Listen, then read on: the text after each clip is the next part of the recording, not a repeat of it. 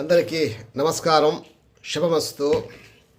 ఈ యొక్క పెళ్ళిళ్ళ విషయంలో జనాలు చాలా సందిగ్ధంలో అనేక రకాల తర్జన భర్జనలు చేస్తూ ఉంటారు. ఈ పొంతన విషయంలో అనేక రకాల ఎగ్జామ్షన్స్ పెట్టారు మన ఋషులు. కాబట్టి దాని ప్రకారంగా చూసుకుంటే చాలు. అందరికీ అన్నీ రావాలని రూల్ ఏం లేదు. బ్రాహ్మణ, క్షత్రియ, వైశ్య, శూద్ర వర్ణాల్లో కూడా రకరకాలుగా ఎగ్జామ్స్ పెట్టారు.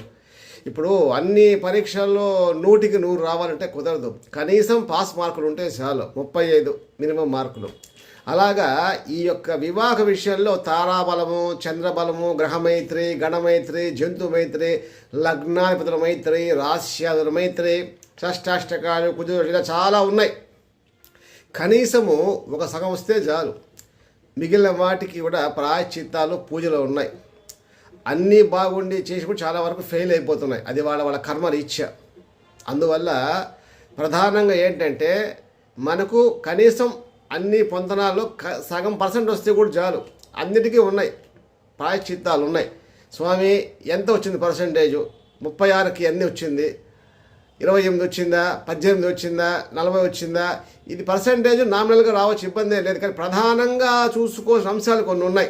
గర్భపొంతన, మెడపొంతన, కుజదోషము, గ్రహమైత్రి, నక్షత్ర మైత్రి అని కొన్ని ఉన్నాయి. అవి చూసుకుంటే చాలు, సరిపోతుంది. దాని ప్రకారంగానే అన్నీ చూసుకోవాలా.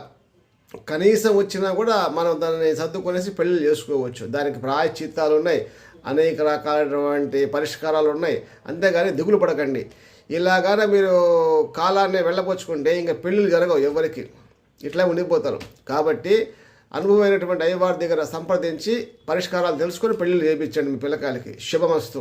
ఏదైనా సందేహం కూడా సంప్రదించండి, చెప్తా. శతకోటి దరిద్రాలకి అనంతకోటి ఉపాయాలు మళ్ళీ చెప్తున్నా. కాబట్టి కంగారు అవ్వకండి. అన్నిటికీ ఉన్నాయి, ప్రాయశ్చిత్తాలు ఉన్నాయి, పరిష్కారాలు ఉన్నాయి. ఒక అబద్ధానికి మాత్రం శిక్ష, గుర్తుపెట్టుకోండి. శుభమస్తు.